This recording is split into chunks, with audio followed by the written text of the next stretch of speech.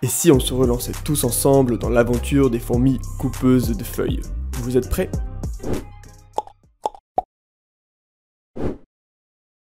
Vous avez sûrement vu les 2 précédentes vidéos avec l'acquisition de mes premières fourmis coupeuses de feuilles où j'ai eu quelques galères. Mais j'ai décidé de retenter l'aventure.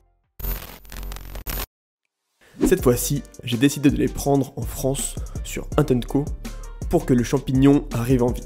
C'est pas un partenariat, je les ai payés 150 €, mais ça vaut franchement le coup parce que j'ai vraiment envie de réussir avec cette espèce. D'ailleurs, un grand merci à tous les membres de la chaîne qui me permettent de pouvoir acquérir ce genre d'espèces. Après réception et après être revenu chez moi, voici ce que je peux observer.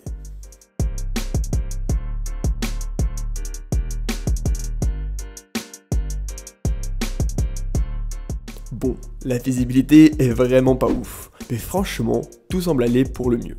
Et ça, c'est vraiment cool. Pour le moment, j'ai décidé de les laisser dans la petite boîte et d'attendre un peu avant de les passer dans le vrai setup qui est bien plus grand. Au niveau du nombre d'ouvrières, je ne saurais pas vous dire. C'est assez difficile à estimer, mais peut-être une petite centaine, je dirais.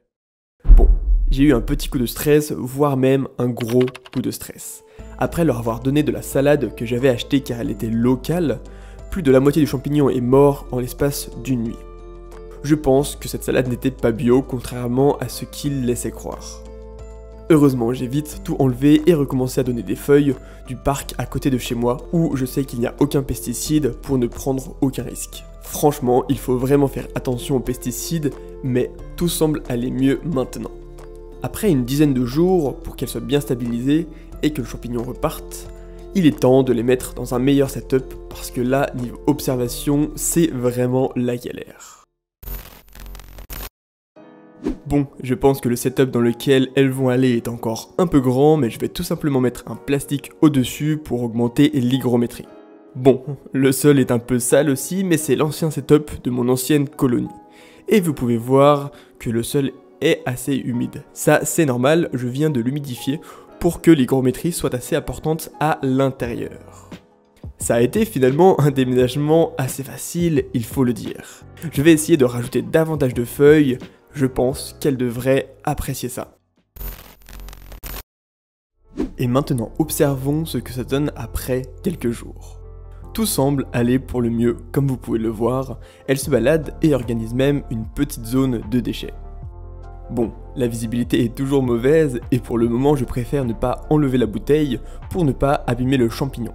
Mais comme vous pouvez le voir, elles ont mis énormément de feuilles et de pétales sur ce champignon. J'ai hâte de le voir grossir. Je vous avoue que, niveau feuilles, j'y connais vraiment que dalle. Donc je mets un peu de toutes sortes et je me dis que je vais les laisser trier elles-mêmes.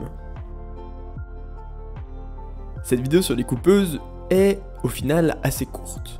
Parce que pour le moment, j'avoue que je ne veux pas trop les déranger. Mais rassurez-vous, je vous tiendrai au courant de l'évolution parce que, qu'est-ce que j'aime cette espèce. En tout cas, merci à ceux qui sont arrivés jusqu'à la fin de cette vidéo, ça me fait super plaisir, j'espère que vous avez apprécié. N'hésitez pas à liker, à vous abonner parce que vous êtes nombreux à pas être abonnés encore. Et on se dit à la prochaine. Allez, bye bye tout le monde.